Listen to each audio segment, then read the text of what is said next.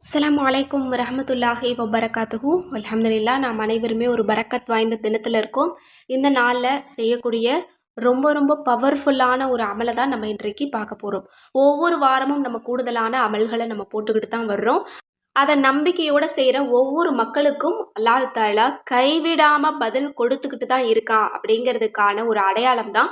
போன வாரம் நம்ம ஒரு மிகச்சிறப்பான ஒரு அமல் போட்டிருந்தோம். அந்த அமல் ஜுமாவுக்குள்ளே உங்களுக்கு பதில் கிடைக்கும் அப்படின்னு நம்ம சொல்லியிருந்தோம். அதே மாதிரி ஒரு சகோதரிக்கு பலன் கிடைச்சிருக்கு. அதையும் நான் உங்களுக்கு ஸ்க்ரீனில் போட்டிருக்கேன். இதே மாதிரி நீங்களும் நம்பிக்கையோட ஒவ்வொரு அமல்களையும் செஞ்சீங்க அப்படின்னா உங்களுடைய நீண்ட நாள் ஆசைகள் கூட கபூலாகும்.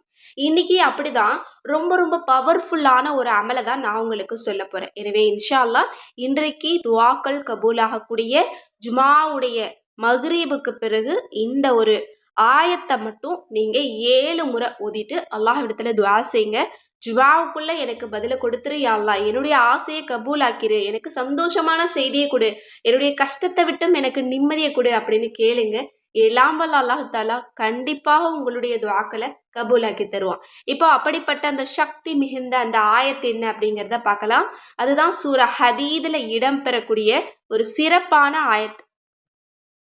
ஹுவல் அவ்வளு வல் ஆஹிரு வல் லாஹிரு வல் பாத்தினு வஹுவ பிகுல்லி ஷைன் அலீம்.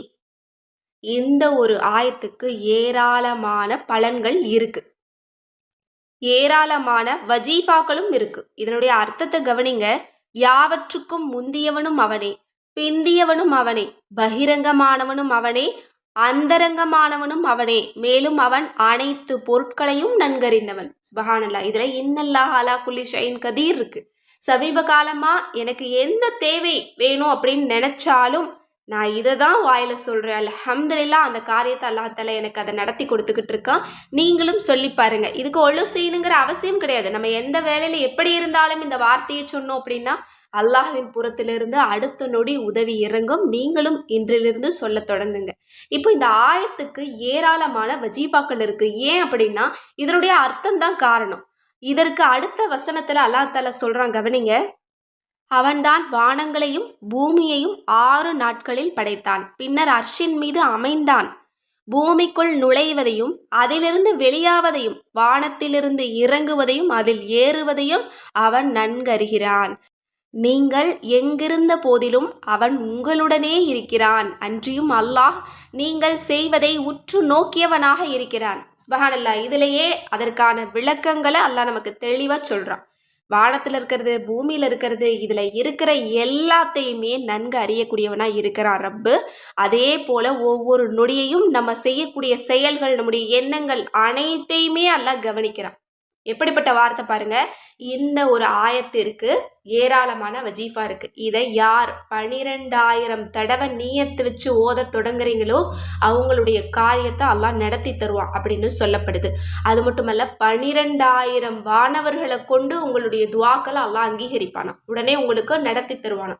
எனவே உங்களுக்கு பெரிய ஹாஜத் ஏதாவது இருந்துச்சு அப்படின்னா, லட்சிய கனவுகள் நடக்காத தேவை ஏதாவது இருந்ததுன்னு சொன்னால் இதை 12,000 தடவை நீயத்தை வச்சுக்கிட்டு ஒரு நாளைக்கு உங்களால் எவ்வளோ முடியுமோ அவ்வளோ ஓதுங்க. ஒரு நாளைக்கு 1000 தடவை தஸ்பீஹ் போல் ஓதுங்க.